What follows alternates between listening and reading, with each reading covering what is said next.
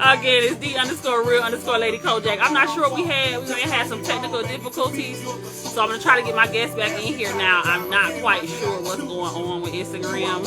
Last week I had some issues trying to get somebody in, so we may have to consider moving this to another platform. Is that what my thinking is? That Paul Hollywood in your profile picture? Oh, there she go. Look at God. Look at God. Hallelujah. All right. Sister. Praise the Lord. Praise the Lord. They finally let you in, child. They finally let me in. So, ladies and gentlemen, let me tell y'all who this is. I'm only laughing because, my God, the stories that she could tell you about me and vice versa. Sister. Hey, this is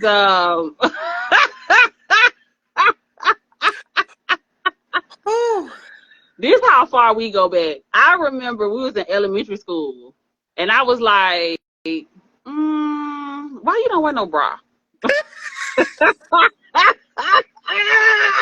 We going all the way. Elementary We going school. all the way back. And I was like, tell your mama she need to get you a bra, cause you know. It's time. And then remember back in the day, like we used to switch clothes because your mama was cooler than my mama in that sense, and she had a good job at a clothing store that sold big girl clothes. So you always had that. Not that my clothes was ugly, but yours was a little, you know what I'm saying? They was pushing the limit. So you could put them in the bag and I change my clothes and then go, you know what I'm saying? Yeah. That's what we used to do. Like, that's how far we go back. Yeah. Literally to elementary school. And then to Memorial to middle school. Yes. And then high school is when we went our separate ways. But we still hanging. We just went to different schools. We went to when different I tell schools. you, we used to literally go out 7 days a week. 7 days. But y'all have to realize too, but we worked. Yeah. We were one thing about Lady Kojak, if y'all don't know, Lady Kojak is one of the most hard-working women I have ever met. I ain't had no choice. 1, 2, 3, 4, 5 jobs at one time. And I still play the honor roll. Yeah. Yeah. And we were some gifted children. Some would say a little mischievous, but we definitely were that. But at the same time, we had so much fun. We had so much fun. When I tell you so much fun, we had so much funner. Let me tell y'all. So me and Maria, like, we always been about fashion. We always been about looking good. Yes. Now she a mama, so she done changed a little bit, but we both used to wear our nails the exact same way. Oh my God! With the extra tip. We used to go to Michelle. Who, Lady Kojak? Now you know you bringing it back, Michelle. We went, man. Let me tell you something. Once we started our day, it was like an all-day affair. It just started off in the morning, and then it would just keep going and going. And then I would drop her off home, and I would come back and get dressed, and she was never ready when we came to get her. Never. Thank God. My dog had to put her face and her hair on, and baby. And then the thing about it was, even though we had been friends all that time, I hadn't seen her without makeup or a wig, and so I forgot she wasn't bald-headed. She came to my house one night to get her hair braided back so she could put another wig on top of that one. I spent an entire weekend with this girl out of town. I never seen her without a face on. Never seen her without a face on. She always kept it cute and classy. And when we had to get ratchet, we did. But that was definitely not who we were. So I'm going to let you introduce yourself and let them know where you can find you at. And then we'll get into the conversation tonight. Well, as my good friend said, my name is Maria Jones, recently married. And you can find me here on Instagram. My name is Love Saved. I think that's what it is. I'm not a big. It's in the bio. Yes, it's in the bio. But one thing I want to say is I'm an overcomer. And I am so thankful for my sister having this segment and having this platform, because it is so important what we're going to discuss tonight. I It want is. all my ladies and even my gentlemen to take heed. If you have sisters, if you have moms, if you have wives, if you have girlfriends, that we need to really pay attention to our health and Mm-hmm. take it into consideration and do everything that we can to preserve our lives while we have it. So All thank right. you for having me. So before we get into the real stuff, every week I start the show off the exact same way. We just do quick fire questions. It's gonna be real quick questions. First thing come to your mind, no qualifiers. Don't even try to explain it. It's how you feel. And if they don't like it, they can turn the channel. All Okay. right. So the first question. Yes. 8 ball of MJG or Pastor Troy? 8 ball of MJG. Oh, okay, I know. I already knew what you was gonna say. I already knew what you was gonna say. Obviously. Caribbean nightclub or JJ Whispers? Caribbean nightclub. Okay. Well, now wait, hold on. I do have a qualifier for that one. I will break the rules on this one. Was that Wednesday or Friday nights? Ooh, I would have to go with the Wednesday night, because Wednesday we definitely had us a time. My little one is here. He just woke up. Sorry. Hey, little man. Do you Yeah. remember there used to be a security guard? It was a real heavy set. Well, his name was John, a dark skinned guy. You know, he just passed away. Again, He just passed away like talking a week, about her. week and a half ago. I just saw, because it's funny how small Orlando is. His cousin, she and I had linked up on a cruise in June of this year. We went to a all class reunion cruise. We went to Jamaica, and she was on a cruise, and me and her met up. And then I saw her posting, and when I first saw the picture, I was like, he looked like John. But I'm thinking in my mind, I'm like, John's too young. I know ain't Yeah. John. And then I looked, and I was like, oh man. So R.I.P. to John, Big John. He was one of our favorite security guards. He always made sure we was well taken care of, not in a creepy way. He No. was just very, very good at his job, and he always made sure that we never missed free before 11. He always got us in the door.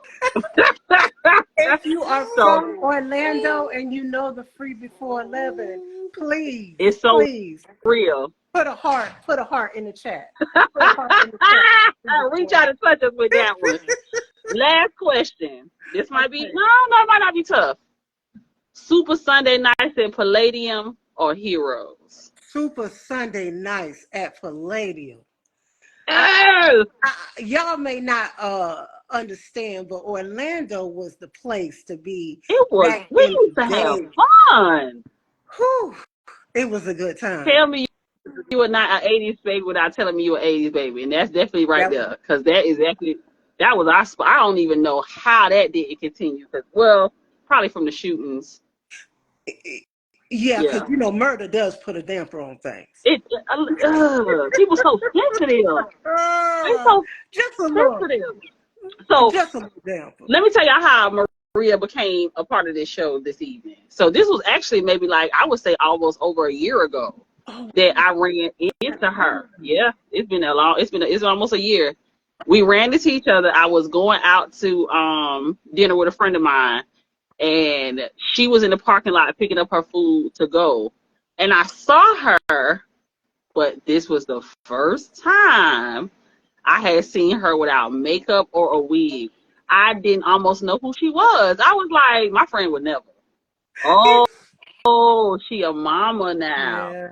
Got it. Different. Different set of priorities. Mm-hmm. No problem.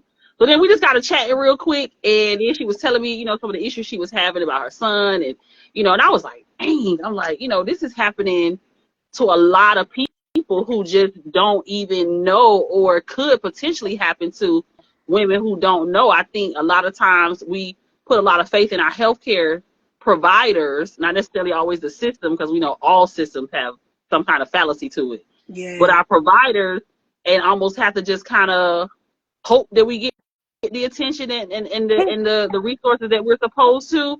But according to her conversation that we had briefly, that is not always, hey, and Tuck, if you feel like coming in on this one too, you definitely can come in on this one, because you definitely can attest to your issues with the same situations So I'm gonna let her tell you her story and how it all came about. Because if I'm not mistaken, the conversation that you and I had was the whole your realization came through when it was time for you to give birth to your son Yeah. and the difficulties with that. So tell us about that. Okay, so unfortunately, we got to go back to 2020.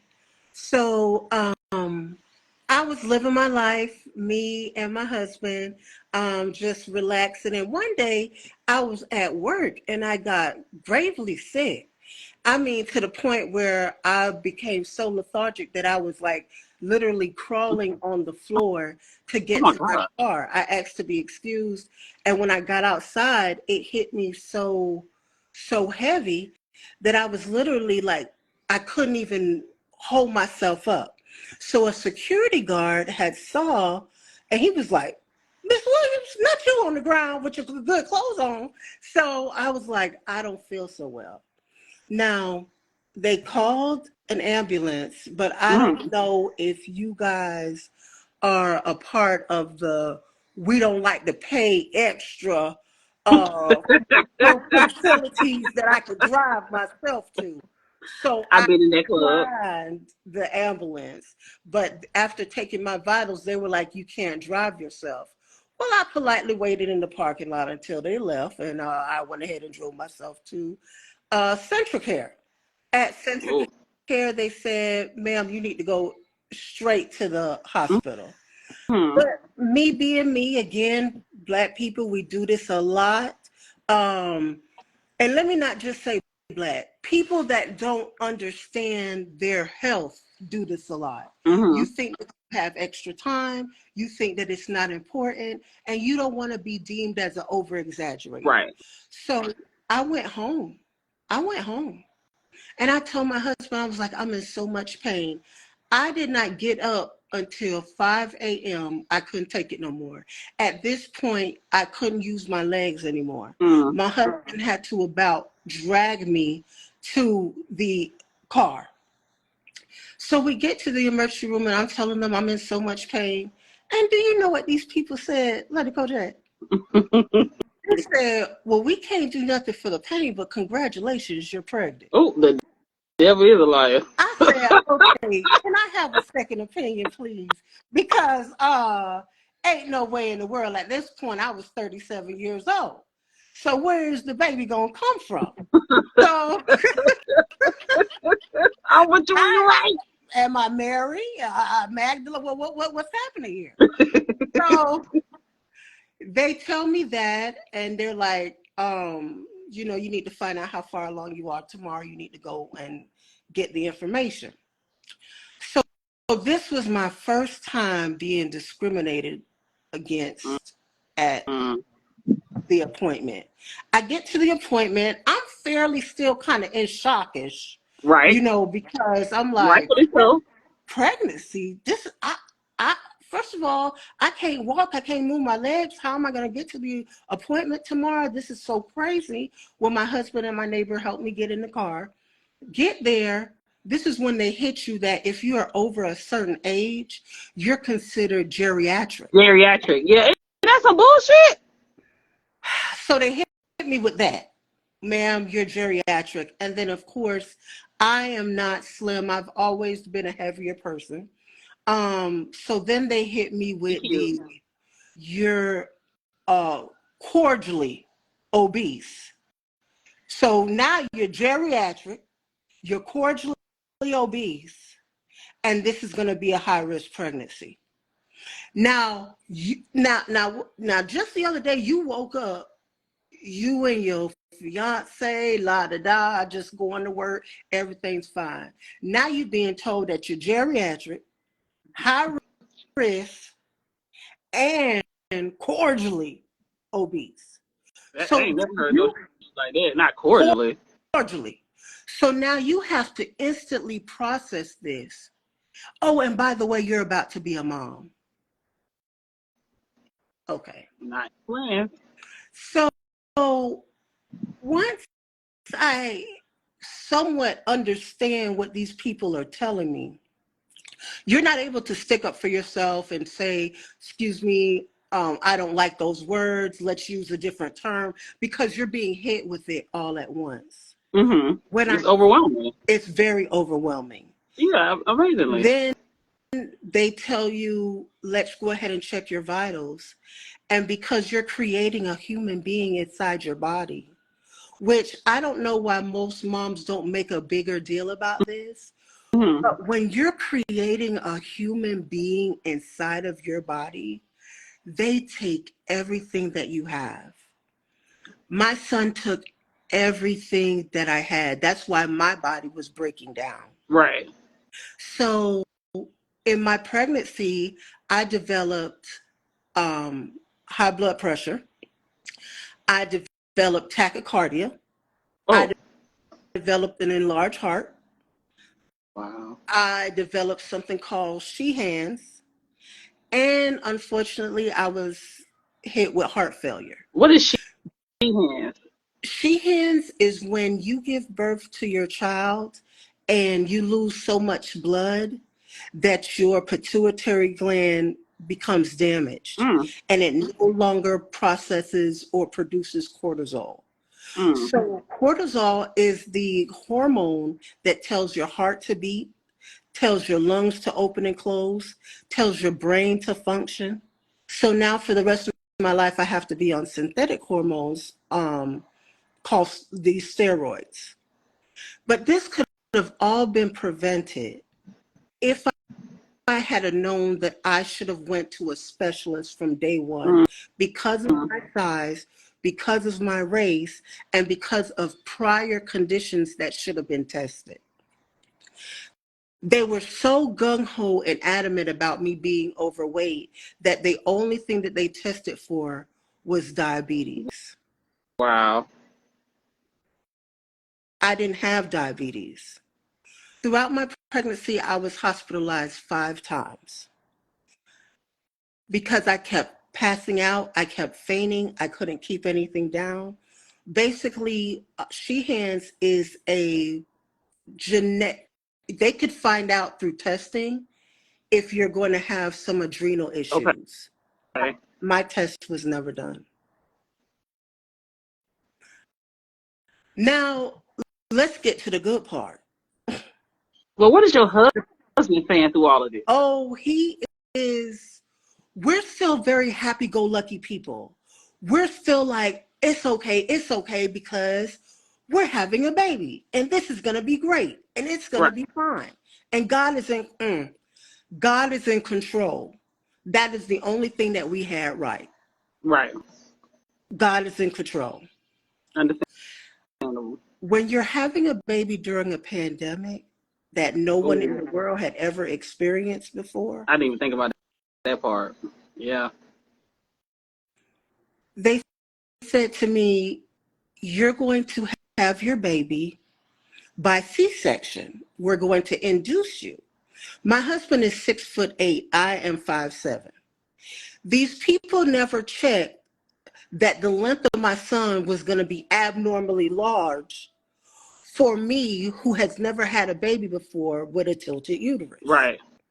So what ended up happening was that my stomach was so large because he was 22 inches. Oh, wow. Wow. And a month early.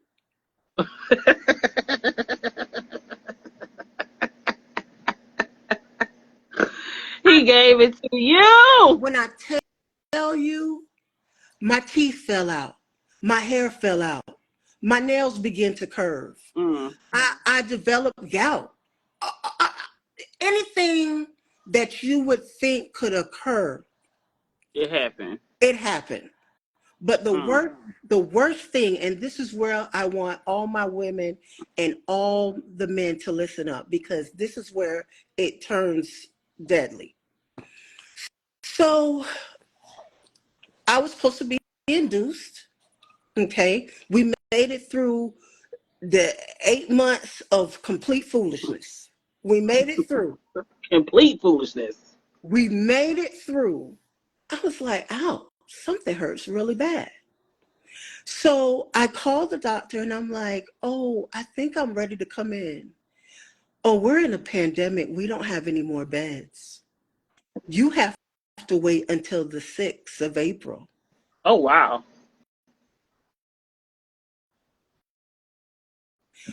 Blood pressure goes through the roof. I developed something called not preeclampsia, eclampsia. Eclampsia is when your body starts to poison itself from the inside because your blood pressure is so high you become toxic. I began to see little birdies flying over my head. That's Wow. how out of it I was. We get to the hospital, they're like, oh, nobody can come but your husband. Mama couldn't be there. This was my first child. Brothers couldn't be there. This was my first child. My auntie, my auntie couldn't be Not there. Tyrone. You know. That's really her brother name. Just so you understand, I wasn't being facetious when I said that. So me and my husband we still trying to keep it together, sister. We Better still going in there like than me, it's because gonna I'd have been be tearing some mess up. You understand me? it's Tearing gonna be to okay. pieces. It's gonna be okay. We gonna okay, my birth plan is still gonna come through. I had done prepared a birth track list. I'm a survivor, and that's the song that ended up saving my life. Mm. Because what ended up happening, we were in labor for 4 days. Oh. On the 5th day, they were like, your blood pressure is too high. We're moving you to the ICU. Well, what about the second day? Oh, you're not a priority. You're a minority. Oh. They let me sit up there with blood pressure so high that I became delusional. I didn't know what was going on at this point. I'm trying to I fix was in it. the baby though. If you're that out of whack, Oh, because you were taking everything. You're a superhero. You're fine. You're fine. Look at it. He came out perfect. Perfect. Rose, we get to the ICU. The chaplain comes in. I'm disgusted. I don't know why the chaplain's there. I've never been in this type of situation. So I began to pray with the chaplain. I'm thinking you come to everybody's room, not knowing that I was not knocking on death's door. Jesus. The blood pressure had gotten so high that at this point it started to affect the heart, but they didn't want to tell me that. Then I was unable to breathe. So I had to have a mask on, like an apnea mask, Mm-hmm. to pump oxygen in and out. Oh, then you hit me with we don't have time to do the C-section. You have to give natural birth. Mm-hmm. Boozy Beach say what? I had never practiced pushing because you guys told me that I was going to be an epidural shawty from the beginning. Where does this natural birth come in? When my heart is failing. You're a natural. But that's continued. No one mentioned that to us at this time because I would have then no, I can't do it. Right. I was like, well, can I please have an epidural? It's too late. I began to cry. No drugs either. It was too late. And Wow. Rose, this is when I realized they didn't care. There was a nurse beside me, and I was like, ma'am, I can't do this. And that lady told me to put my big girl britches on. Mm-hmm. Give birth every day. The only thing that got me through this was my husband's eyes. So much gear on, that only thing I could really see was his eyes. Mm-hmm. So they tell you to push, the baby's not coming out. They tell you to continue to push, the baby's not coming out. They use a vacuum, the baby's still not coming out. My heart begins to fail at this point. Then they're telling me, oh, your son there's something wrong with your placenta. Mind you, all of this was supposed to be checked prior to me giving birth. It wasn't. It wasn't. What was definitely checked though, she's not diabetic. The most And that's right there. And then you new mom. It's your first pregnancy. It's not like you ever been down this road before, so you really don't know the questions to ask and what not to ask. You just assume that the people in the white coats with the name on the door are gonna make sure, you know what I mean, that you get what you need, and that's so frustrating because like you hear it time and time again, these horror stories that come out of women giving birth, especially black women, and actually it's crazy that we're doing this show because this is like maybe like a week and a half ago. I was watching just like flipping through videos on TikTok, just random. I just be flipping through stuff to try to keep myself abreast of what's going on around my head yeah, and sometimes just to escape reality. And there was a young lady, I forgot what, she lived in Tennessee, but I forgot what town it was. But she actually drove an hour and a half from where she lived to give birth to her child because of the treatment that she had received from the facility that she was supposed to have her baby at. She said, I just couldn't do it. And that was the closest town to where they lived, which is why they drove there. She was like, I just prayed the whole time. Either I was going to have this baby in the car or I was going to have at the other hospital. She said either way, I just felt safer, and I think that again, I just think we just take it for granted. Like my sister is in the healthcare field and she's always telling us stuff or, putting us up on game about certain things that you should look for and questions you should ask because some of these doctors are betting on the fact that you don't ask the question. A lot absolutely.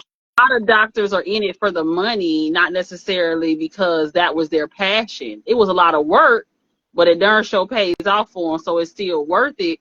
But you're not gonna. Every doctor is not the doctors that we grew up with. They weren't. They weren't. That same doctor that y'all been having. I remember I forgot what was his name. I forgot what the doctor name was. But it was this one doctor in Orlando. It was a black doctor. He was delivering everybody babies. Everybody, He was yeah. delivering everybody babies. Like when our generation started having kids, everybody was going to him. So Yeah. you know what I mean? Like you just felt comfortable. You know you were gonna be taken care of. But now these days, like you said, everything is so just business as usual. And then for you to go through it during a pandemic when it was really okay for them to be even more hands off because now we have this stigma to put on it. It's just like, these are things that we need to know ahead of time. Like what questions to ask, what should I be looking for? Now that I'm a geriatric old heifer with high risk, like what else besides, because I know, a lot of people, that's one of the most things you hear people talking about when it comes to pregnancy, about digestional diabetes and stuff like that. But nothing else to, further some of these others I've never even thought about or even heard anyone else describe. And I'm sure it's something that happens more common than we think it does. It's just that once you're done with it, if you make If it through it, you make it through it. you know what I'm saying? Like, God forbid, like, this is crazy. But go ahead. I'm sorry. I didn't mean to interrupt you, but I was No, just thinking about it. I'm like, this is stuff that people are really doing. the key thing, once you find out that you're pregnant, don't let them give you a doctor. You choose a doctor. Mm-hmm. And become aware of your health issues. Make them read you the blood results. Make sure you're researching for your bloodline and your family who had what complications when they gave birth. Right. These are things that they should be asking you, But but they I'm don't. here to tell you that they don't. They don't.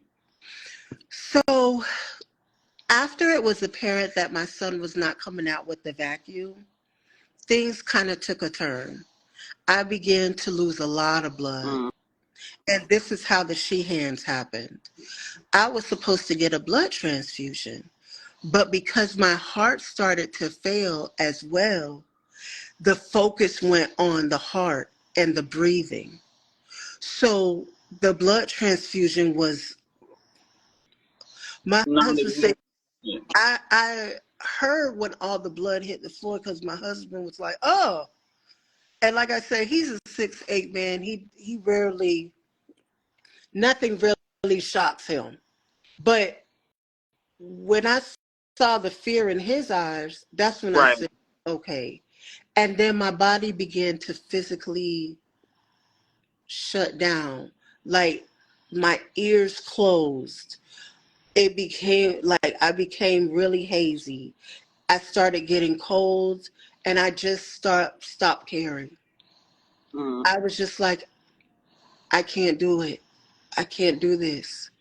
Like you hear like a buzzing. Right. It's like a buzzing noise in your head. And then you're like, I can't, it's not gonna happen. And then I remember it was like the Holy Spirit said, you can do this. You can do this. And I remember saying, this is so funny. I remember saying, in the name of Jesus, get out. I was telling him, please get out, because that was the only way we were going to survive. Right. And the nurse at the time was like, Maria, do you have your CD? Do you have your mix? And that was the only thing that was a part of my birth plan that actually helped. Absolutely. I gave birth to I'm a Survivor by Beyonce. And I was like, I don't want to hear any music. I'm just done. And the baby was still in. Like, Rose, I was through. I didn't have no Please. more strength left. I didn't have no more strength left. I had been optimistic this whole pregnancy. Mm-hmm. I had tried my best to keep a positive foot forward. I let these people talk to me and treat me any kind of way. Countless nights in the ER. At that moment in time, I was like, Lord, if it's time for me, it's time. I'm good to go. Just save my son. And I had already made up in my mind that's what, because I couldn't do it. Right. Then I looked up at my husband's eyes, and I don't know where the strength came from. Like I said, it had to be the Holy Spirit. And she was like, just push one more time. And everything was completely numb. Like I couldn't feel anything. And I just remember pushing from every ounce of my body. I just pushed. And I heard the baby cry. And then that's when I just felt limp. Mm-hmm. You was done. That was it. That was literally the final push. And I have never been the same again. I Good. have Thank never God been for brighter the days. same again. I, I never went back for my 6 week follow up because I was so traumatized. Really. When I finally did end up going back to the doctor, I remember everybody was cheering and applauding. And I was like, what is all this for? They were like, you almost died. You made it. But I was so done. Mm-hmm.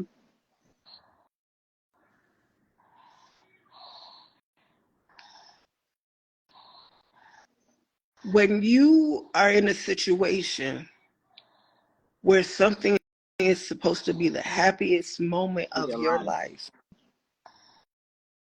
and people make you feel like you're in 1820 in the back of a shack, and Massa just literally gave y'all some hot water and towels to make it happen. That's crazy. That's crazy. You know what I think that I always say, and they always say, I say it, I should say I repeat it, but you know, everything happened for a reason. It happened to different people for different reasons. Because I probably would have shot that whole place up. You see what I'm saying? Like, I could have mustered up enough strength to put my finger on that trigger and give it enough. All it takes is 7 pounds of pressure. You know what I'm saying? Like, I can't even fathom or imagine being treated. First of all, I think when women are pregnant, even women who I don't know, you still get a lot more respect from me than you normally would just for your situation. Because, like you said, you literally are living for you and somebody else. Like, you're going to do that for the rest of your life anyway now. But definitely in this moment, in the gestational period of time, this is definitely where I am living for another person. You have to respect that hustle. You got to respect that challenge, that fight. Like, you have to respect it. And so, you know, I may not like you, but you are pregnant, so I can't touch you. Right. Like, pregnancy shields you from a lot of stuff, or it should. But It it's should. crazy how you get that respect on the streets, but then when you get to the people who are supposed to be helping you finish this cycle Yeah. of life, then you get treated like an old dirty rag, or, you know, whatever. You know what I mean? So, I've been, so I've had miscarriages, and the first time I got pregnant, I went to the doctor. Girl, I thought I had pneumonia. I'm telling you, we never know. I You couldn't tell me. My mama had pneumonia. At the time I was living with her, I was way younger. I was in my 20s. This is when I first came home from school. Right. And me and my ex had just got together good. We hadn't even been together a year yet. And I remember it was around Valentine's Day, because I remember I got sick.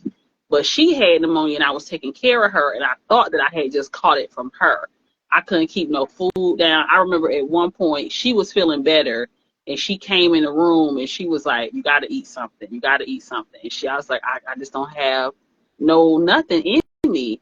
I was like, I don't want anything. I was like, and if I eat it, it's making me so sick. It's just ridiculous. So she had went and bought me an orange, and she cut it up into 4 pieces. And I remember her putting it on the table by my bed and was like, whenever you roll over, just eat a little bit. I'm not going to force you, but just eat something. Right. And I remember in a 2-day period, out of them 4 slices, I had ate 1 piece. And even that 1 piece just made my stomach flip out of control. And so he was trying to smoosh back up. So he had went and bought like this whole little basket thing for Valentine's Day, and he came to the house. And when I came to the door, I had lost so much weight in that period of time since he hadn't seen me in that week. Like, like when you're a big girl and you lose weight drastically, Yeah. that's how you start getting that bobblehead. That's how you know it's the crack diet or the right diet. Yeah. That's how you know the difference. And it was looking like the crack diet. My eyes were sunk in my head, and he was like, "Oh, you don't look good." He's like, "I think you done caught what your mama had, taking care of her." And I'm like, "No." I was like, "I'm fine. I'm gonna feel better in a few days." So he was like, "I'm gonna give you 1 more day."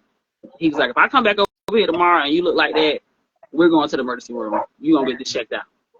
So I'm like, "Oh, now you all concerned. You just want to get some booty. You know." So he takes me. We went to, I never forget, went to ORMC. And you know how you is when you get into the waiting room, it'd be forever in a day. So we had already been there for hours. So they finally took me to the back. And back then my cycle was abnormal. So pregnancy wasn't even on my mind. I You was see? thinking about that at all. He left. I remember they came in, they took some blood, and they took my urine. He was like, okay, he was like, the doctor should be in a minute. He's like, let me run back out to the street and put some more change in the meter because I don't want my car to get no ticket. He's like, I'll be back. By the time he left, the nurse came in the room and she was like, are you okay? And I was like, I feel like shit. I'm all right. She's like, okay. She was like all giddy and stuff, and she just kept asking me like little crazy questions. And I was like, man, am I dying? Just tell me now.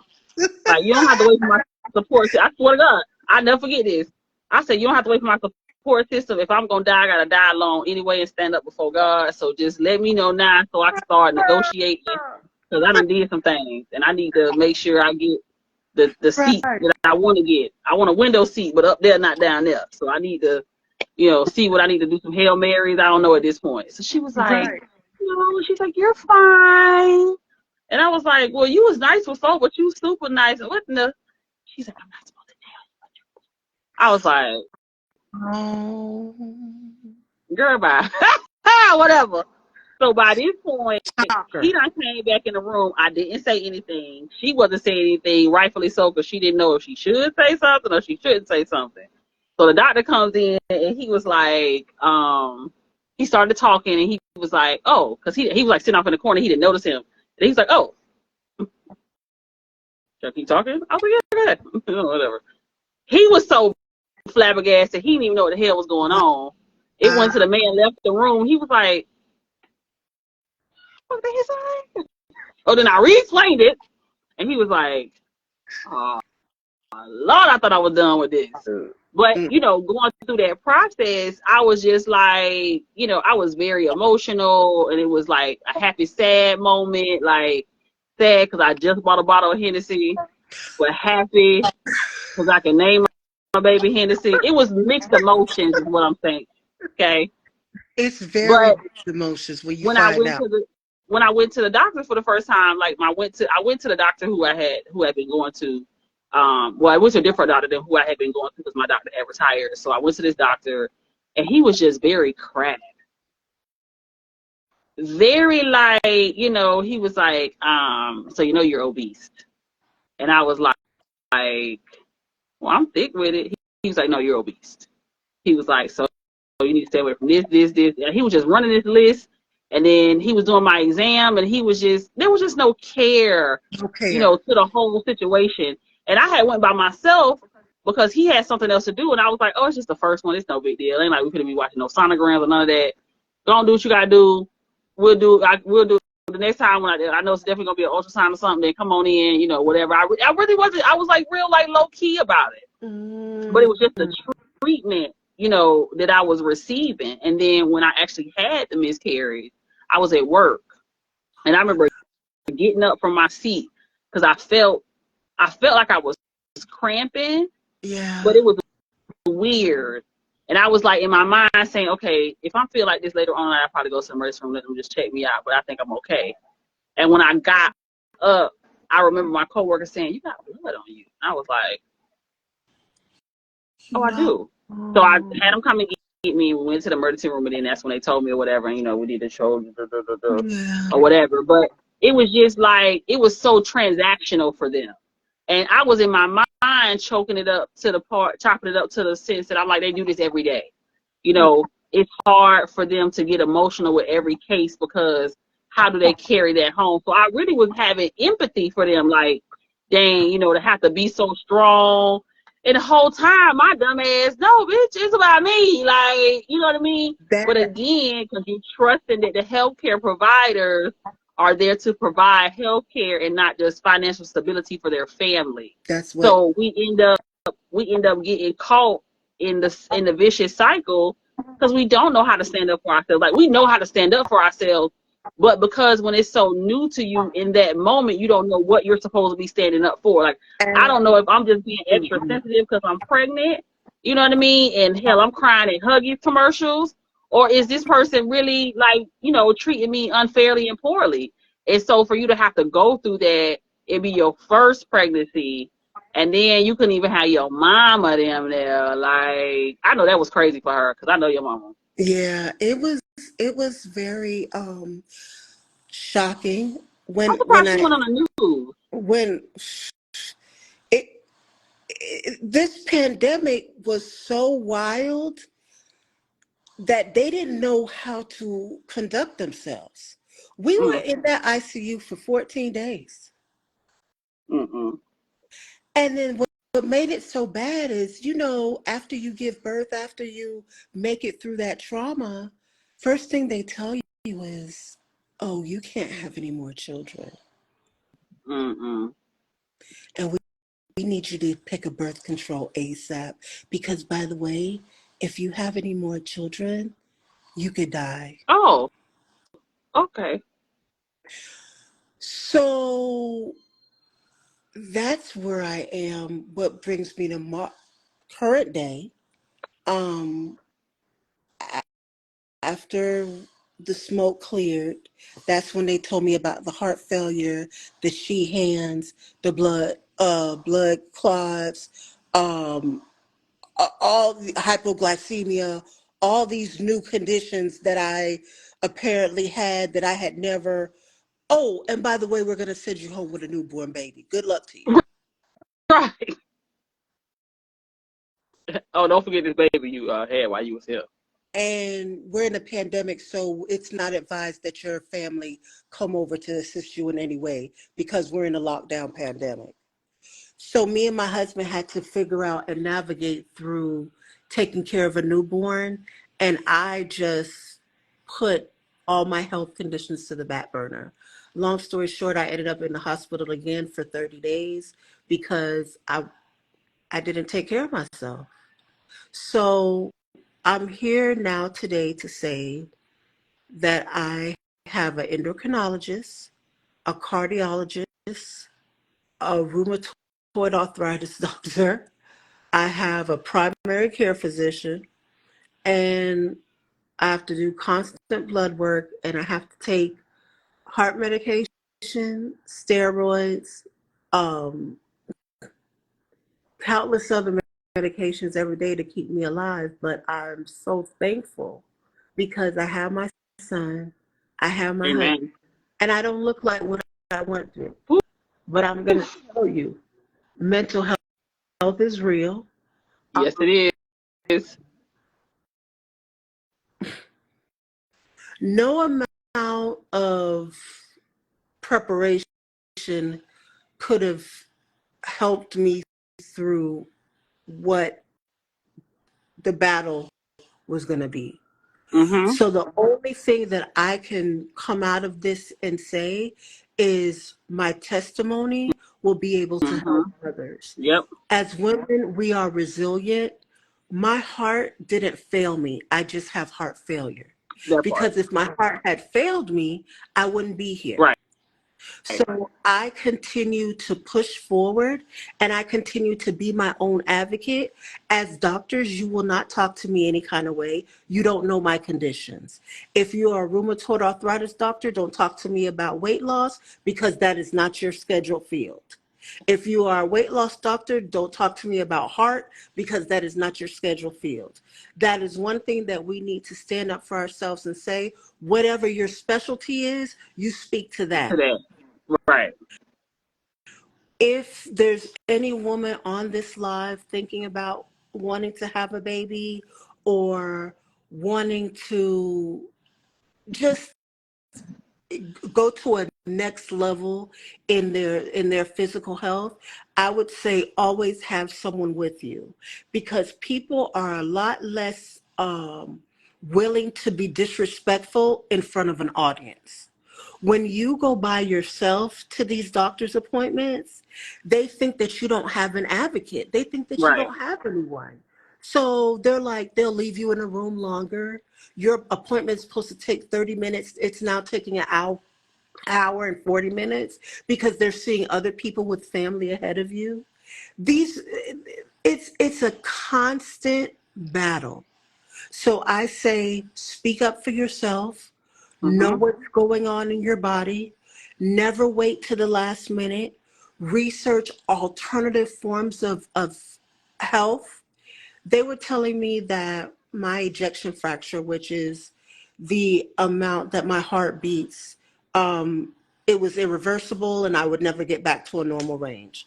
Well, I thank the Lord because I'm back. I'm in a normal range now. What's up? I'm able to go to the gym. I've lost over 104 pounds. I know, girl. I seen you in the gym. I was like, I want to go with her, but they sweat in there, don't they? Yeah, it is the gym to me proves when I can go every day or when I can go 3 days out of the week, I'm proving to myself you didn't give up on yourself. Well, I ain't never seen you sweat before, I know, so I was impressed. right? Never seen. I, I, I, I push myself because I say I have to do this for me first. Mm-hmm. Then I do this for my husband and I do this for my son because I want to see him grow up. Yep. I want to see him have a life. And And he then deserved it. also I have to teach him the healthy way of eating because I didn't listen to those people had always been telling me, oh, you should do this and do that. And come to find out I have thyroid. So I would have never lost weight naturally the way through regular Right. diet and exercise. Other people will. Yeah. It because I was so used to not listening to my body and not going to the doctor and not heeding the warnings and not paying attention to unexpected um, gaps and periods and things like that, just thinking everything is normal as long as we look good on the outside. I was not taking care of myself. So I missed a lot of cues. But now I'm here to say that this situation, even though those people meant for bad, God turned it around for good. Yep. And now I know my body, I know my health. I even advocate for other people. Even my husband, stump your toe up. If it still hurts in a few days, we're going to the ER. Because you have to. I'm serious. We only have one life. That's true. Sister, when those people were like, oh, your heart, it failed. They weren't like, hold on 1 second, let me go get you another heart. Right. No, you're on your own. You're on your own. Oh, your pituitary gland is damaged. You're not going to produce any more cortisol. I'm like, okay, what that mean? Oh, without that, your body doesn't know how to function. Huh, what? Right. I'm sorry. Say it again so I can slap you in this ear, though. Gotcha. Didn't even know that was a possibility. Right. Yeah, exactly. Like in real life, because it's not a part of your everyday reality.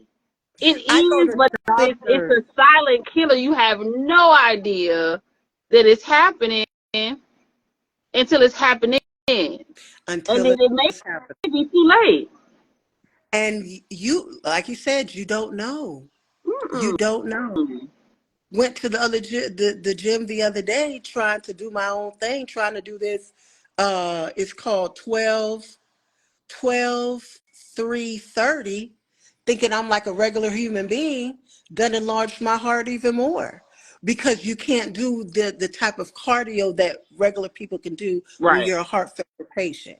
Even though I don't take the diagnosis of what they tell me extremely to heart, you have to, because if you don't, you could end up hurting yourself. Mm-hmm. And we hard headed. We very, very hard headed. So I just want people to take away from this live that I am an overcomer. I made it through one of the worst situations anybody can Absolutely. make it through. And I don't want anybody to go through anything that I had to go through. Make sure you're checking in with your body. Make sure you're checking in with your doctor. If you're not feeling well, don't just push through. We do that a lot as women. Oh, I'll be fine, girl. Let me just push through. You're Mm-hmm. you're worth it. You are worth it. Take the time out because you only have one life to live. And I'm so thankful for you having this platform Of and course. this open dialogue so people can know that if you don't speak up for yourself and if you don't take care of yourself, nobody else will take care of you. These people told me that I had to have gastric sleeve. Come to find out with my conditions, gastric sleeve may not have even been necessary because when you're taking That steroids, don't you can't. make sense. I I feel do like that. I could laugh about it now, Yeah, because it's ridiculous. but when I tell you I have a therapist, Yeah. I have a husband, and I have the Lord, because it was so much inconsistency. So Mm-hmm. now I have 80% of my stomach removed.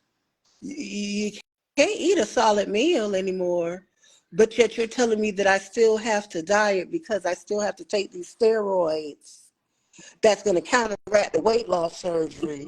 But don't get frustrated. You may not lose as much weight as other people, but you have lost 100 so far, and that's good. But I'm still obese. So, Oh, and geriatric. Don't forget that with your old self. You are definitely old. oh, You old, I old. said, well, wow. But I want people to take away from this that no matter what the circumstances are, you could still be an overcomer, you could still be a survivor, and you could still make the best out of it. And no matter what you go through, you are not your situation. Exactly. So I still laugh, I still smile, I still push myself through. And if you didn't know what I went through, you wouldn't guess. Now there's some days where I don't put my wig on, and there's some days where I don't put my lashes on because I just don't have the strength. But those days are few and far between. For the most part, I try to really keep myself up so that my mental health um, can see that I'm still fighting, Right. and I'm going to continue to fight. And I plan on being here for a very, very, very long time. And I'm just so thankful for you allowing me to share my story. Of And course. I thank the Lord that we have been friends so long that it becomes full circle. Literally elementary school. Elementary school. Elementary school. Palmetto Elementary. Yes. It's Memorial. middle Also school. middle school.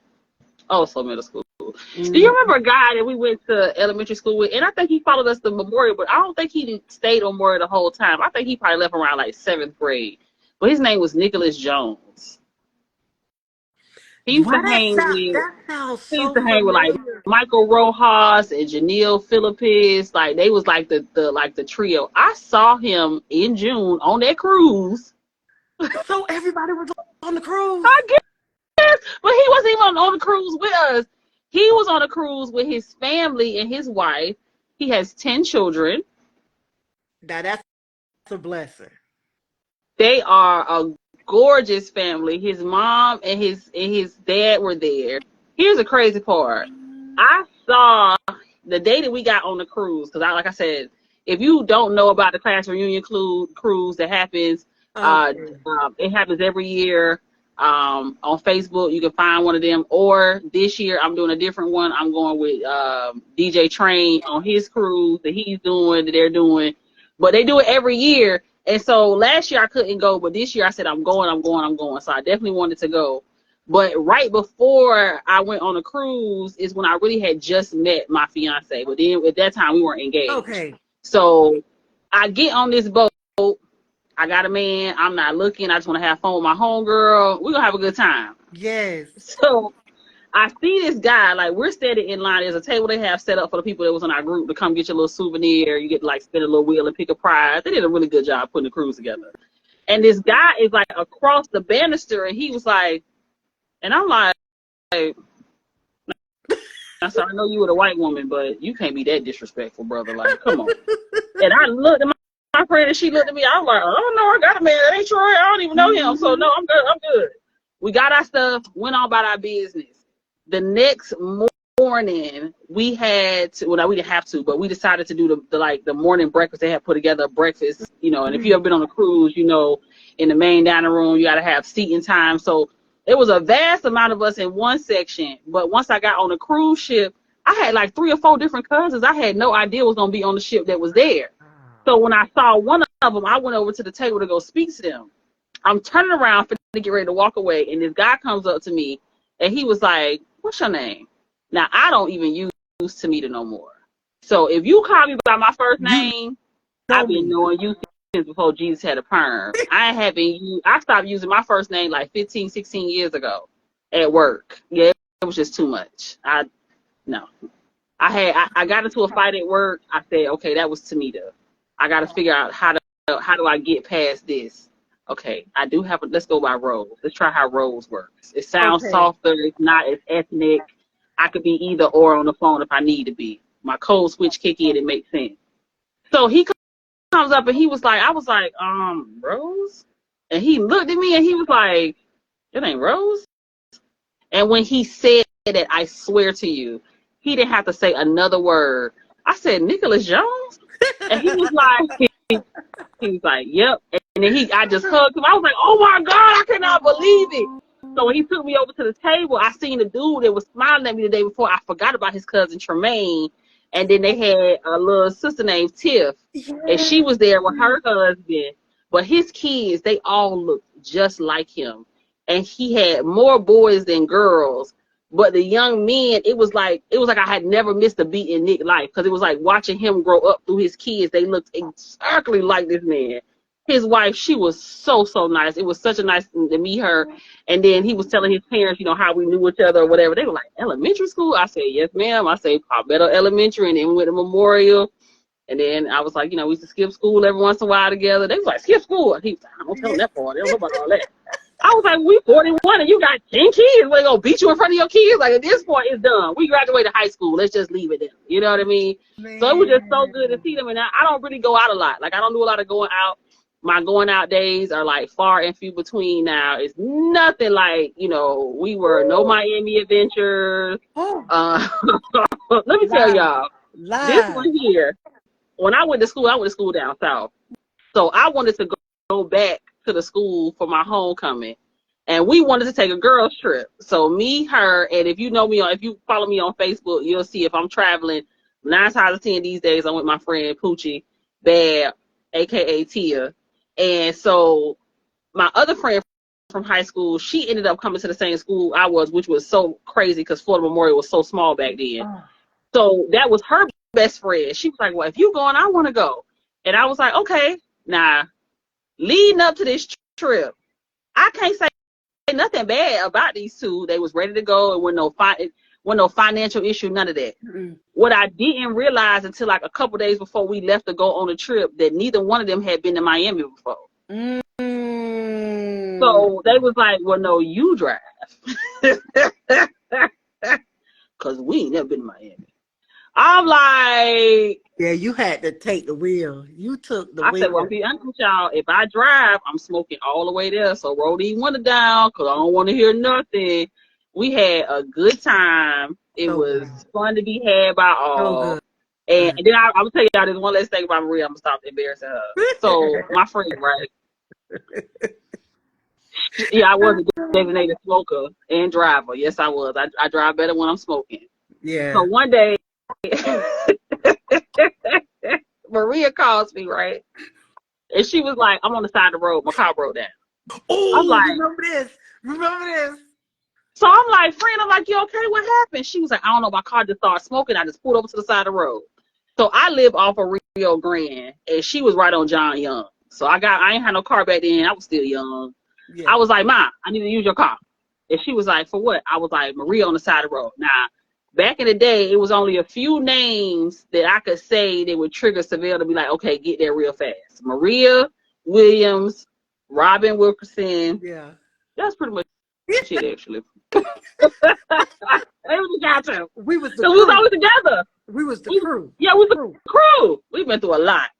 So I get all the way over there. She in the car. We trying to look, I had a father, God bless the dead, but I still learned some things, 1 or 2 things about cars. So we lifting the hood. I'm looking at fluids, everything seemed to be in place.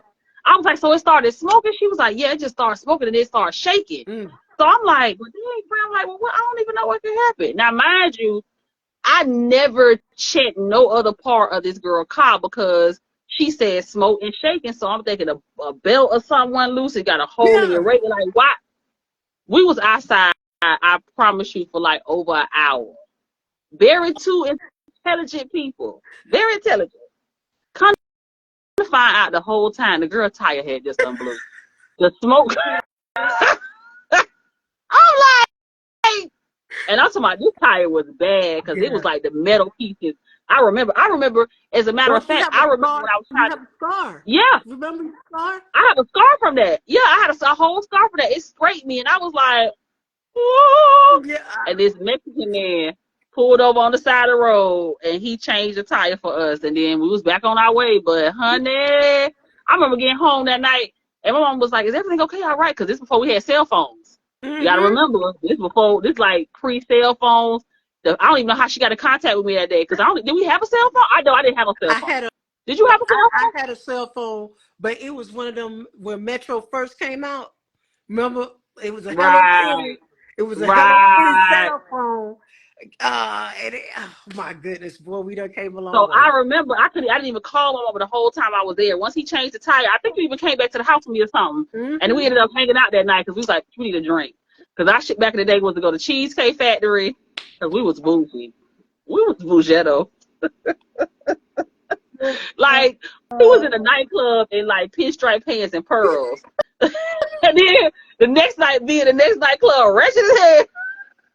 Don't Shirt take me tied about up, the girls. lashes all in your pants. Let me tell y'all, y'all think these peppers around here is turning up? Y'all, they weren't turning up like we was turning up. Like I remember wearing like assless pants to the club with my shirt tied up.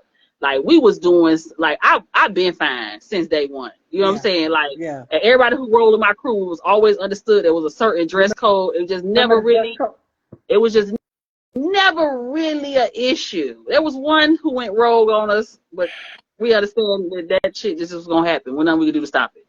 But other than that, like we used to have the best of times. It was just natural for us just to be together. It wasn't like, no bickering. We just enjoyed life. We was just lit. We were young. We didn't have any children. I had a steady job. Maria had a good job. That was back in the Westgate days. Oh yeah, yeah. That was money Ooh, was coming in. Money ooh, was coming in, and we was young, we was and we had places to stay, and didn't really have to pay too much of rent. young. So nails was getting done, hair was getting done, and trips was being taken. Oh And my God! Oh my God! it it was good times. I And enjoyed those years. Thank God there had to be a pause for the cause. Ain't no telling, child. Lord have mercy. If we wouldn't have paused, we would have probably looked like what we've been through. But thank that's what God. I'm saying. It's like, and We did on that. that's why when I went through what I went through, people was like, you're not angry, you're not upset that what these people did, you don't want to sue them. And I could say no, because I lived. I All money lived ain't good money. I lived a good life.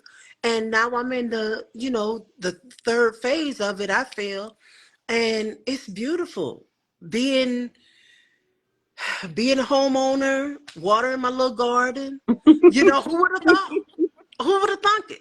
Who would have thunk it? I promise Helping my you. People think I'm like when I go out, I have a good time. But a lot of people really think I be out here in these streets just because of my personality. I really don't. Trust me when I tell you, she can definitely attest to it. I have had enough of these streets, and these streets have had enough of me. Now, I want no hoe. Let's not go there. no. We help keep each other accountable. Yeah, That's we one did. thing about I always being been a thumper, but Maria be like, my dog be in the club like this. I laugh in the favor of danger. oh my God, we knew every security guard. It Every was security guard at every club, and my cousin was a DJ, so we definitely knew who the DJ was. I'm sorry, I almost forgot about that part. Yeah, I just seen. You know what? You was the first. I blame you, actually. I blame you. So back in the day, right? One of my cousins, he's my first cousin. I love him to death. He was very well known. Let's just say this in the city, right? And my friend had the biggest crush on my cousin. I couldn't tell you why, because he my cousin, so I don't really, I'm like, I guess whatever. You know, even the mention of his name, she was like, you started it. You was the first, but you was not the last. Do you know people still to this day will drop into my DM? Like I remember this was like a couple years ago. It was his birthday and I went on Facebook and I messaged under the thing and then I did a post myself for him. And like the next day, a girl who I've been knowing for years ain't never asked for my phone number. We never talked on the phone, none of that. Not that we had no bad blood. We was always cool. We just never yeah. hung out or nothing. She hit me up and was like, "Is Black Blake your cousin for real? Man, what's up with that, bro? I'm trying to, man, Then she kind of like started giving me a little backstory, so I guess they had a little history. And I'm like, this nigga is not the one to be got. I'm just telling y'all right now, he not getting married. He not settling down. He'll be good to you, But just whatever he giving, take that and ride the wave. You won't be settling necessarily. Shakespeare pressure. I miss you, boo. But you gotta Not listen, Shakespeare. settling. You don't try to don't make no quick moves because the nigga he's shell shocked and he got PTSD and he might choke you. Other than Okay. that, it's cool. So it would just be like constant. So you was the first, and there were plenty More. behind it. Because before you was nobody else. We was too young. We was young. But that's Remember he did my birthday party? that's when it happened. You see, growing up, and I know y'all like, what happened to the healthcare? But this all Real life. ties in. This all ties This in. how we got So there. why I could be so joyous and so happy, and because I lived. We had such a good time. We Growing did. up, we was like my friend said, we used to have these cassette tapes just for me. But before that, me and my good friend Robin, she had a Teddy Ruxpin. So we used to listen to all the mixtapes on her Teddy Ruxpin cassette player. I'm talking about 8 Ball of MJG. I'm talking about Jam Pony Express. I'm talking about everything that you could think of was in that Yes. Teddy Ruxpin. That's back in them baby leg Florida. Florida. Them days. So when I got to Tamita's birthday party and he was playing all the jams, it's like he was just playing the soundtrack to my heart.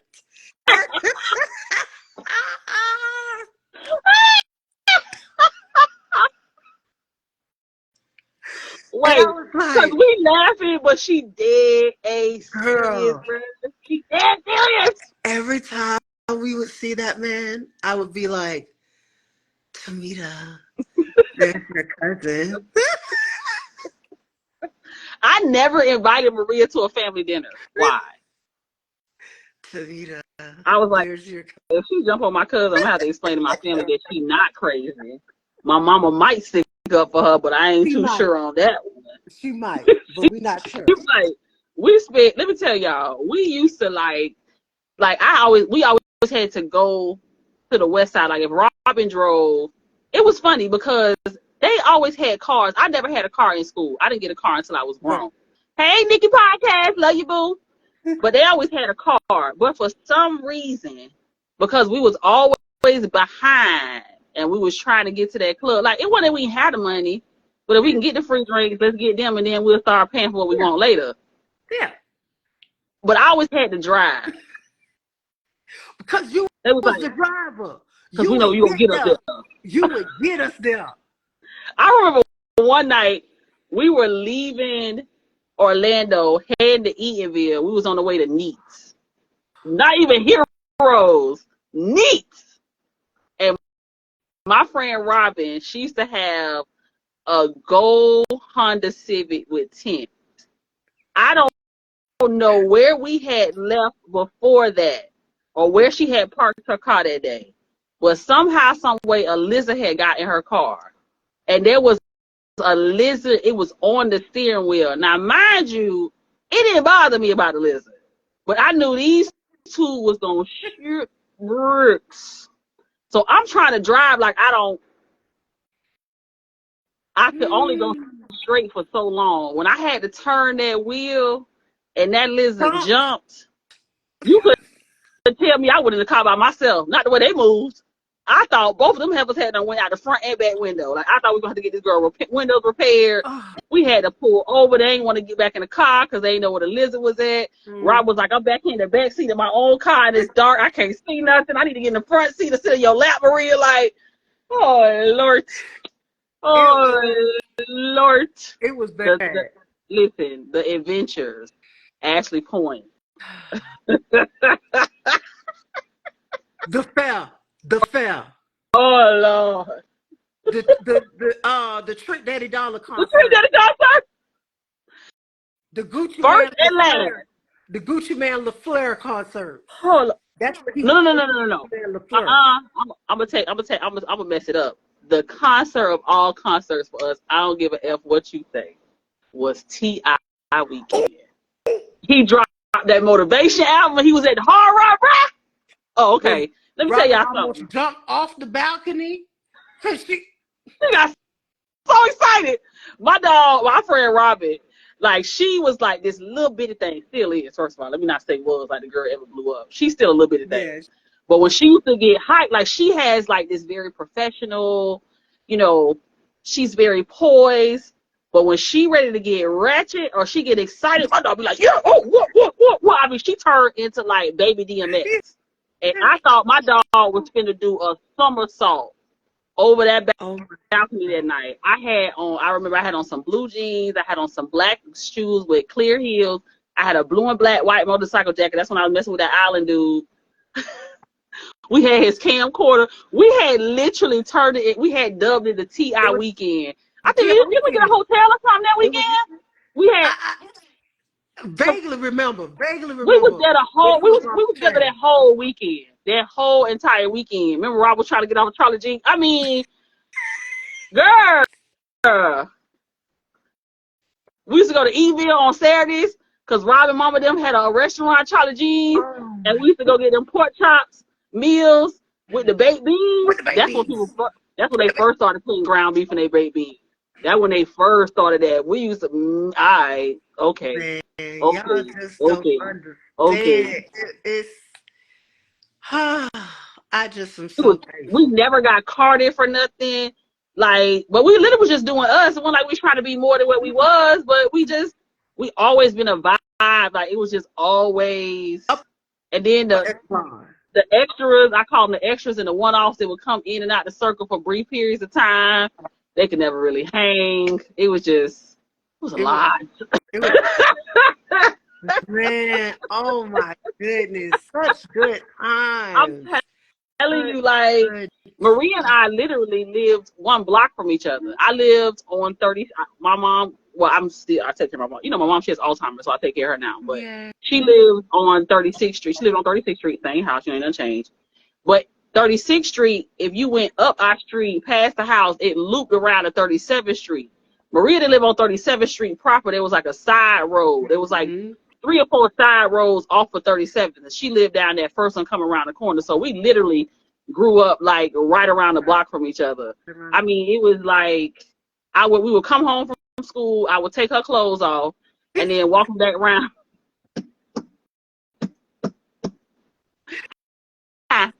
But look, but you was fresh. Oh, we was You was fresh and fresh. so clean. See, my mama, she bought me new clothes, and they were nice Yeah. clothes. But I wanted to, like, I had started kind of feeling myself, and we was walking back and forth to school, and the body I have now, I had that same body in Yeah. middle school. I only had one stomach. I either had no stomach or one stomach. Now I got two, so that's why I wear girdles. Anyway, that's a whole. So, by the way, my girdle was disrespectful, and it fought back today. It almost cut off the circulation in my left No. leg. It was a whole thing. That's why So I can't do them no more. yeah, so we used to, her mom, she worked I think she worked at Cato's back then. Yeah. And she used to have, like, she had this lime green pleather jacket. You couldn't tell me in that jacket I wouldn't hurt. I just knew I was her, and I loved everything about her. And then she had this black outfit. It was like orange and blue, like shimmery stuff on. Girl, I remember all that stuff. You can't tell me. We was friends, bitch. I know. I remember. That's what I'm saying. Like, I'm not even gonna lie. Like, you had that one friend. You know what I'm saying? Like, I never was no slouch, but I was like, I want to dress like that. And as soon as I got in like 8th grade, 9th grade, and I had started doing them little side jobs in the summertime under the table when I was making my own money, that's what I was mine. So like the evolution of Mimi, literally, my name is Mimi too, became from that to I was like, she got like we would go and we I would remember. spend $15 in It's Fashions to come out with an outfit, some earrings, and a pair of shoes. We literally shopped every day. Literally. And when I tell you that, ladies, this is one thing too. Take this. It's not about what you have, it's about how you put it together. That part. because you can literally make an outfit with your accessories and your attitude. We Somebody said said $15. $15, no $15 way. no way. Yes, we did. Because right here Yeah. at the shopping center, we had a shopping center right here from us. With back then, I think we had a food line at that shopping center where the library at. That's before all that other stuff went on City Trends and none of that. The only clothing store in there was the 99 shoe store. That's when Jean first opened it, and it was still $9.99 at It's Fashions. And that clearance rack used to be everything. And that Yeah. lady that worked in the store, she used to always, if she saw me coming in, she used to always go start rescanning stuff and see, hey, I ain't scanning this shit. I just put this out. I'm telling you, we would literally like this was that's why I have so many clothes now because I'm so used to shopping. We would have something on different every time we went out. Hey, it's Tuesday. I was working at Florida Mall. I used to have to catch the bus home, so I used to stop at the shopping center, go to It's Fashion, pick up something to put whatever else I had, and mix and match that shit, and then come home, take a shower, get dressed, either wait on Maria or wait on Robert. And we went and got Maria. It didn't matter.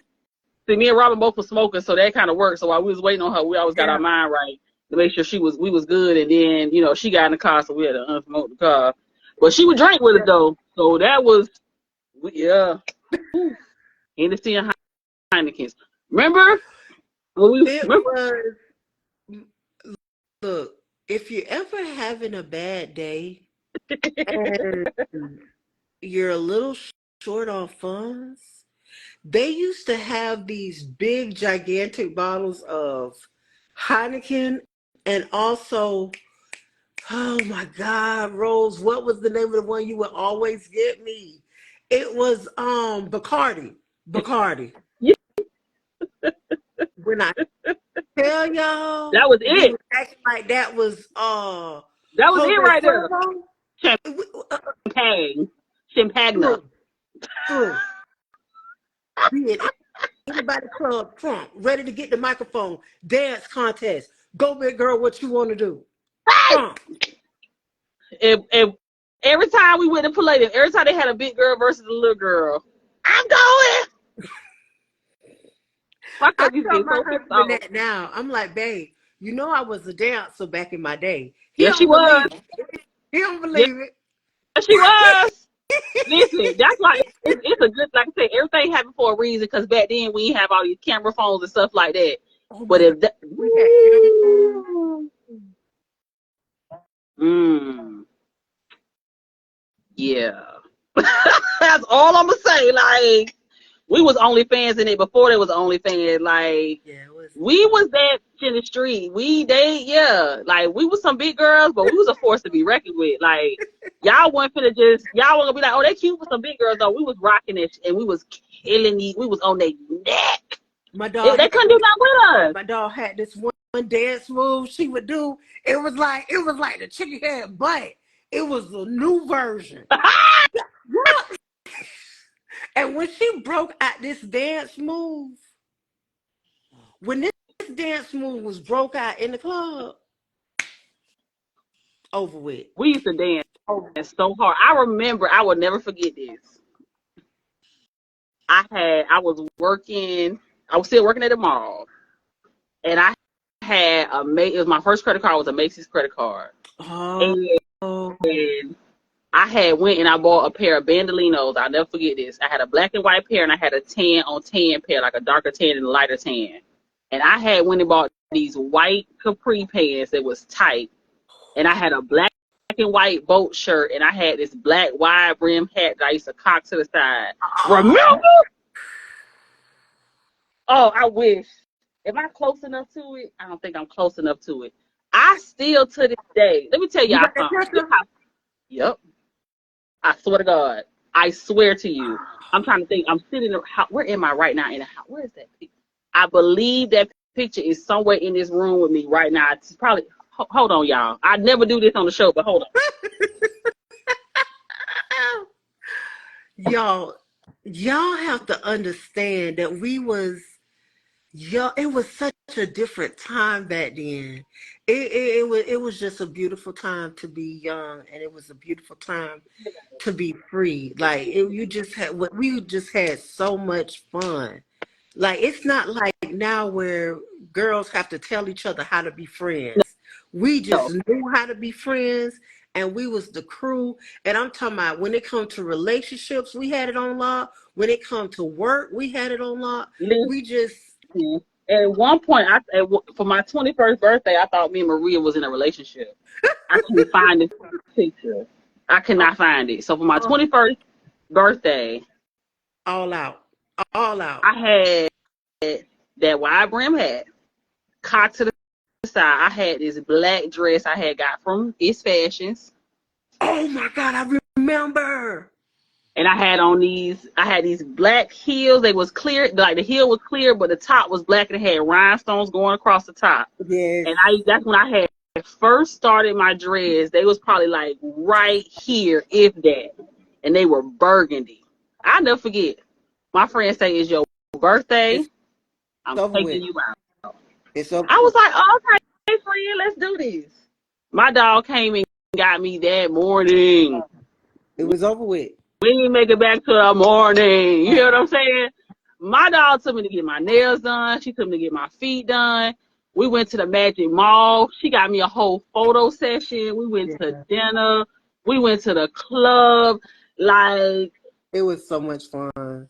It was so epic. much I, fun. I, It I, was so much. I know for a fact I still have that picture. And I'm going to post it on Facebook and on Instagram. And I'm going to tag you so that you can see. I mean, I just recently did a photo shoot a few weeks back, and I've been posting pictures from, here and there. Yeah. And this has been something that like has been a conversation my whole entire life. I've always had people be like, "Oh my God, your eyes are so gorgeous. Oh my God, you have on mascara." And you hear it, but I really like it She wasn't until I never was used to remember older. me. Oh Yeah. my goodness. I used to People don't. tell her that. When I say that, people be like, "Yeah, yeah, yeah." I've never been one for the flex, so if I say it, that's how I really feel. Like I don't have to do none of that for y'all. Yes. But when I saw those pictures, the way that light hit my eye, I was like, "Oh man!"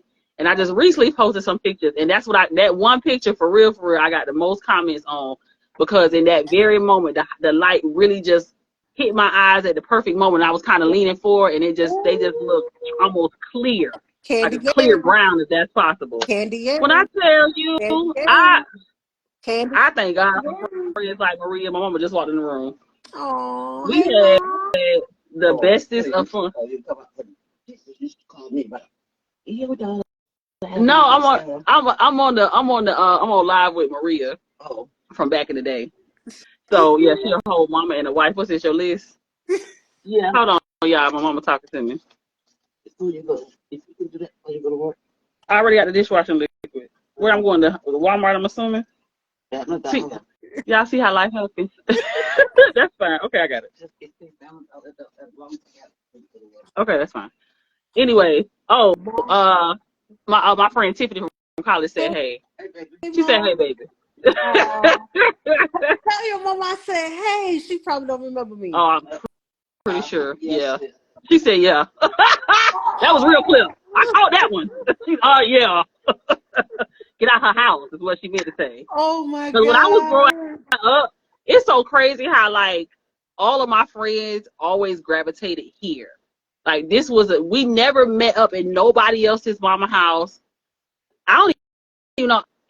I don't even know how long me and Robert had been friends before I had even pulled up on the outside of her mom and daddy house. Yeah. You know what I'm saying? Now it wasn't no shake against nobody else's. It was just this. What my mom would always talk about, like how there would be times where she would wake up and just be stepping over people in her house the next day. It was Or like we went to the club.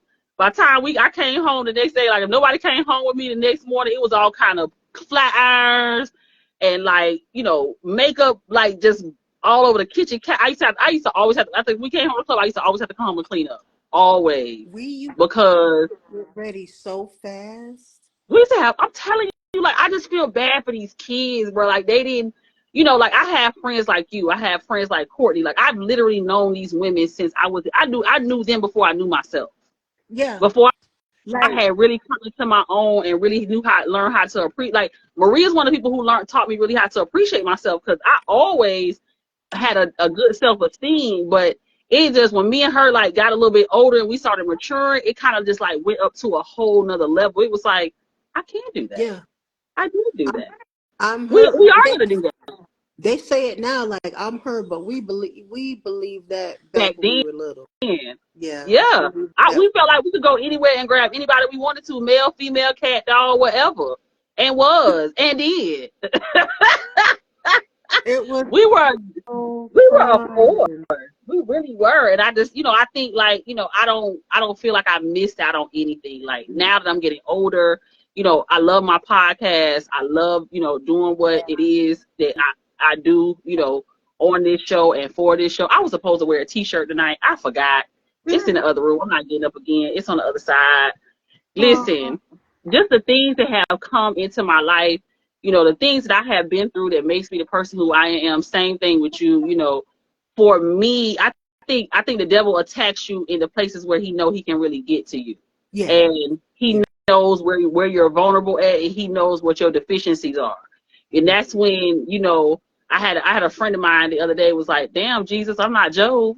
Like, And it's why you funny send him for because me?"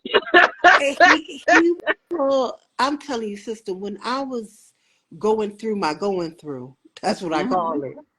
I said to myself, is this for real? So that's how I kind of made it through because I kept asking myself, okay, there has to be a purpose Got behind this. to be. And I just remembered when I lost who I was, I remembered those times where it was like I had another life. Hmm. I really, I really hope I'm painting the picture properly. When I tell y'all I lost who I was It's on that very table easy. pushing out my son, That's I was more than no longer understandable. Maria. Like I have people that know me from the past that was like, you're so different. Did something happen?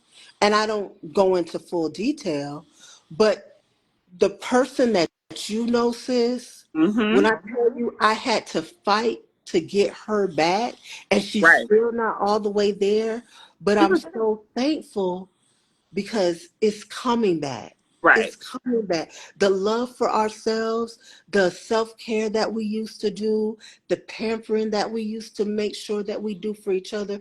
As women, that is so important. When I tell you, I used to love doing for my sisters and we going out to eat and having wine and experiencing. They have a show called The Hills, and I believe they stole that story from They us because did, actually. we, I believe that that was our lifestyle. wholeheartedly. That was our lifestyle. And Mhm. I just pray that the Lord gives me more time so that we can impart that in more women. When We we used to go need to cigar bars, to we just always, that's what I appreciated. We always wanted to do something different. Like, it was okay to go to Caribbean. It was okay to go to 417. It was okay to go to Heroes. It was okay every once in a while to hit FLA or drive through yeah, there. It was okay to go to Headlights. All that was cool. But we always wanted to do something that was like a step above and a step ahead. Like, exactly. I wish sometimes there were certain things about camera phones I wish that we had so we could have captured more of those memories. Because Oh, pictures fade and camera, like, I still have cameras. My mama still got them in her room. They disposable cameras. I'm pretty sure they were developed to nothing now. But they was from back when we was in high school, in middle school, in elementary school. Like, wow. Though, she still got my first grade report card from Palmetto. Like, you know what I mean? I look back at those times and I laugh and I cry a little bit too, just because, and it's tears of joy and happiness yeah. because it's part of the evolution. You gotta go through a test to have a testimony. So, it's hard to listen to Mhm. somebody who's just been, living off the land and just been having this silver spoon lifestyle. I don't relate to that. You know what I mean? And if I think about it in my life, I've had very good friends in each phases. Even like my friend that's in here now, Agent Breeze. We met in college. Never would have thought we was not roommates in college. I was actually going to her room to see her roommate. And I don't even think her, as far as I remember, they weren't even the best of friends. But somehow she and I just clicked. And then we've been like bosom buddies ever since then. Like, Tiffany is Wow. like my dog, you know, since 2000. What's this, 2023? So you talking about 23 years.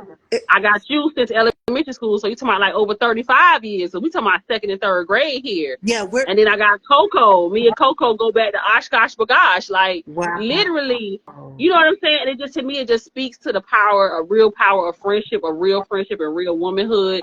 It's not something that, you know, you have to speak about or talk about every day, because we've gotten older now. Our lives are different. You know, all of my friends have children. All of Right. them have children, except for my sister. She's the only one friend I got that don't have no kids. So, and then a lot of them are, you all are married, and you know, there's just different cycles that's going on in our life. But when I always, if I run into you or I see you in the street, it's always the same love. It's just like we picked up the day before, because we really cultivated our relationships when we were younger. We really were interested. We really cared about each other. It was a real, like, I want to make sure my dog is okay. If she not okay, then I'm not okay. And until she get okay, I'm not moving. I don't care what And none of y'all say. That's what I'm saying. Like, if we would have been still we would have been in contact like that when you was going through your pregnancy. I don't give a fuck about COVID or none of that. I would have been on the news. Like, I'm not leaving here until, like, what are you saying? My sis back there and she dying, and I think you killing her. So no, let me pass. Or you might as well call OPD or get the National Guard, because it's going to be a real bumpy night for everybody. If I can't get back there, I'm shutting down every oxygen tank in this bitch till y'all let me back there. Like, I'm not playing. We just were, we became family. We were, and oh, she said family. I like that, family. that We was definitely it. did. It That was was just it. us. When people don't understand, like that's why, like now when I meet people and they're like, I want to be your friend, they don't understand, like when I'm friends with somebody, I don't call them friend, I call them sister, because I'm riding for you, I'm praying for you, I'm interceding for you. I'm Do old. that with everybody. So I'm very like in my shell. But when the Lord Mm-hmm. brings somebody to me and our hearts combine, that's when I know, okay, this is somebody that's a good person, and the Lord brought them into my life for a For a reason. specific reason. Like, Mm-hmm. like I literally, our friend Robin that we talked about taught me how to tie my shoes. Tamita was the one who told me, because I don't know if y'all remember, but when we were little girls, our moms used to buy us, it would be Monday little tank top, and you would have the Monday underwear, Big and draws. then the Tuesday, and then the Tuesday underwear. So what happened was I was always heavy set, but my mom didn't ever put two and two together that she needed to buy me larger clothes. So what ended up happening was I was wearing those Monday, Tuesday little undergarments all the way up until the fifth grade. And my homegirl was like, "Bitch, I could see your titties." And I was like, I have on my Monday, Tuesday, Wednesdays. What are you talking about? And it was so, that's when I knew that I've was been what, a G. I've that been a G.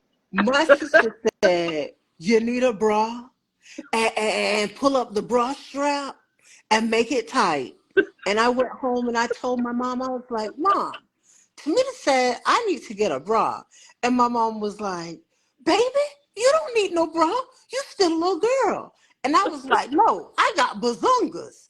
And then, so from there, I always remember my dogs Oh, my like, face hurt. they are my family. Like they are my sisters. One taught me how to tie my shoes. You can't go nowhere if you can't tie your Can't shoes. And the go other nowhere. literally taught me the essence of femininity about bras and such. Leave it to my mama, I would have been wearing them Monday, Tuesday, Wednesdays all the way in high school. All the way to Saturday and Sunday. I love your mama. She did. She She was sweet as did. pie. That She, lady was crazy. I was kind of scared of her at first. I was like, ooh, you know, my mama just didn't want to understand that I was an adult. yeah, I was growing. she wasn't ready. Yeah, Not at all. But she came right on. She got you the bras, yeah, and then she yeah, stepped your dress game up, yeah. and then Yeah. you stepped up Somebody my said, dress really? game. No, no, Somebody really. said, Like, these is real life stories. we man, we have been through the mud together. Like, for real, man. for real. It, I done almost went to jail. She done pulled me back. It's just been a yeah, lot. yeah, I'm a good person. And that's the thing too. Like, I'm like you, like, That's why we've been the same this whole time, because when I rock with you, I rock with you. Yeah. So I can't rock with everybody, because everybody don't deserve that energy and that spirit from me. You know what I'm saying? And I even was just literally just having a conversation with somebody the other day at work. Like, I have some people who I've clicked with, very few, because for the majority of my tenure with this company, I've been home. They've been in the office, so they see each other, whatever.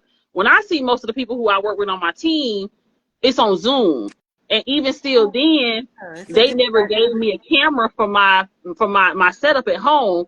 So when they see me at Zoom, it's just a still picture. So they never really even seen facial expressions or none of that.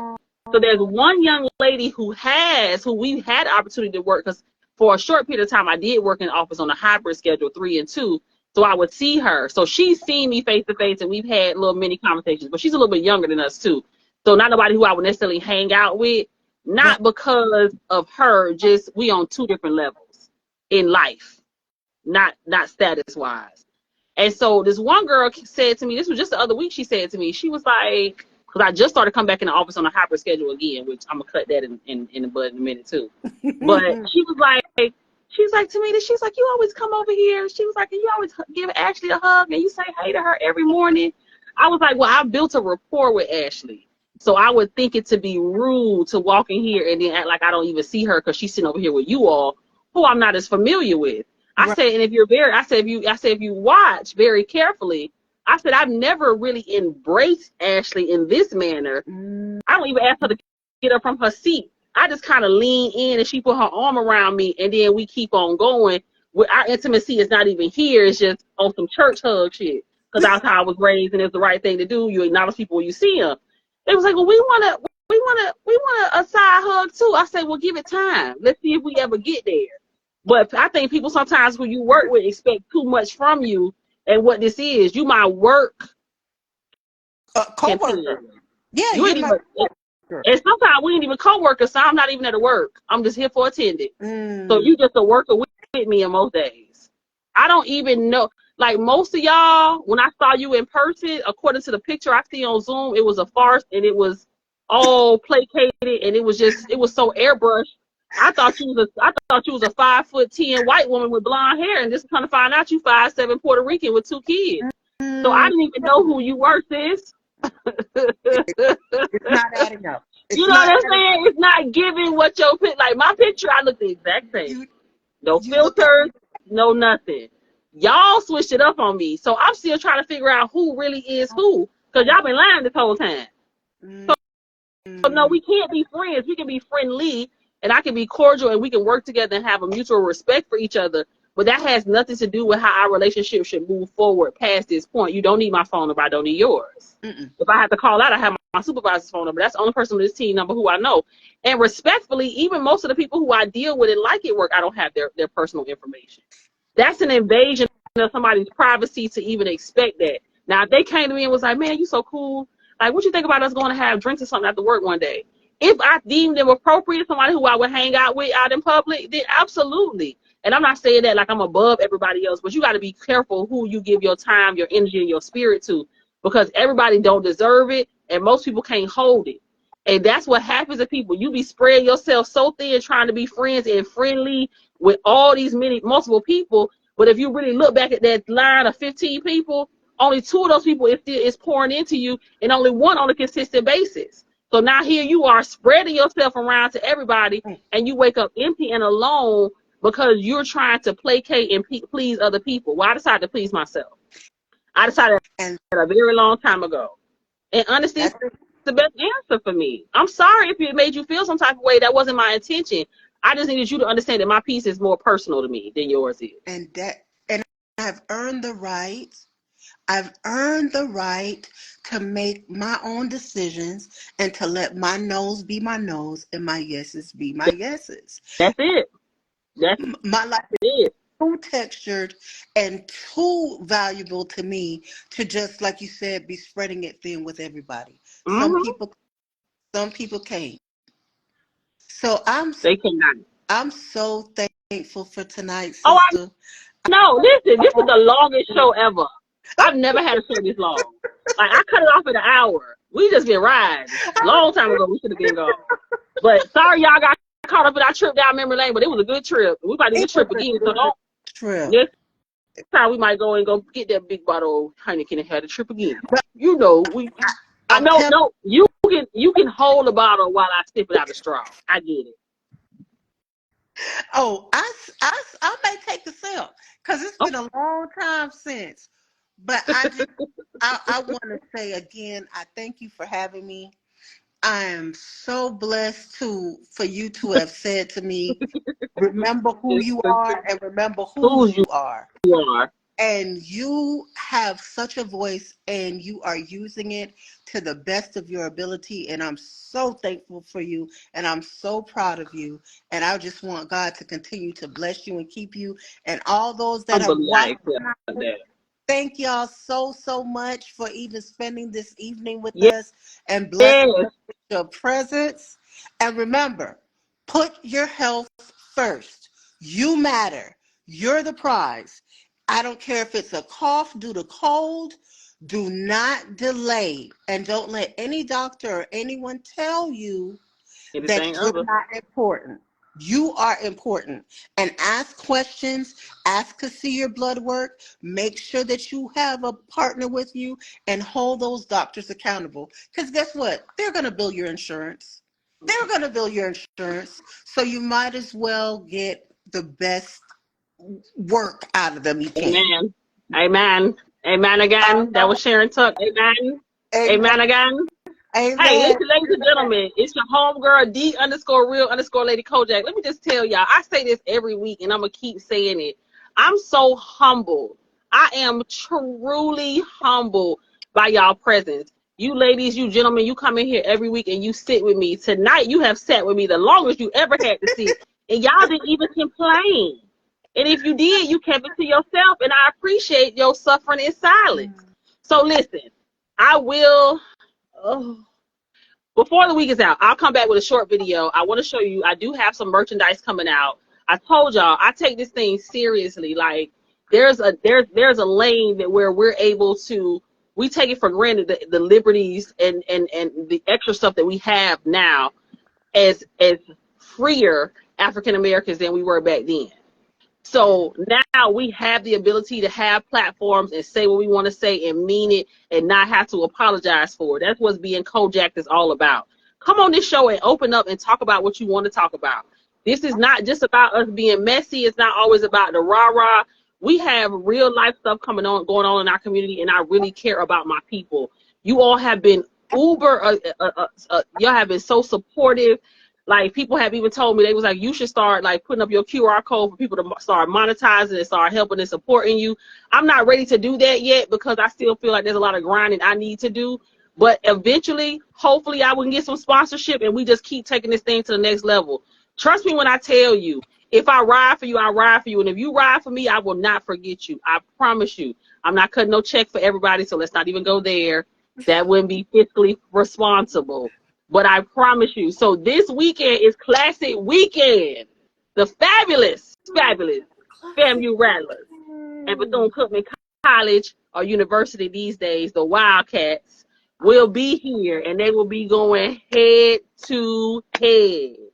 Now, because I am not biased, I have some of the most intelligent, beautiful nieces that are on the 7th highest hill, but my roots come back from BCU. So I will be handing out stickers. I have t-shirts. I have just merchandise already that I want to give to you all. This is all free promo stuff. This has nothing to do with anything, making no money off of it, anything. I just want to show you that I appreciate you supporting me. So if you see me out at a classic, holler at me. Lady Kojak, I got you. If I still got stuff, I'll be out there as long as I can be out there handing out stuff. If not, and I see you, please hit that follow button, hit that share button. If we don't do it for each other, then who will? We have to be our voices. And I'm here for you. If you got something you want to talk about or you want to come on the show, inbox me on Instagram, D_real_lady Kojak, or hit me up on Facebook under Rose Stewart. Just please don't not hit me up. Even if you just come to tell me I love you, I see you, sis. Let me know so I can correspond back with you. If you want to be on the show, inbox me. My producer will hit you back up. Please do not be afraid if you get an email from a white man. My man is white, okay? And he's not just white, he like pink white. But I love him. You know why? Because he got my back, my front, and side to side. I have never been so supported. I love you to death, Funky, and love you, baby. I love you. So thank y'all for tuning in tonight. I promise I'll come back with a video sometime this week, and I will definitely show you what the shirts look like. Later on, I will be selling them later on, not this time. So if you see me, grab your freebie now, because it's going to be the first one, not the last one. But give me a minute. You know what I'm saying? I'll bounce back, because it's free for you, but we had to pay for this. Show up. I got to pay him back for paying y'all back. It's going to take a minute. But I love y'all. Thank y'all so much. Thank you for coming. She said, love you, Troy, Tiff. Oh, we love you too, girl.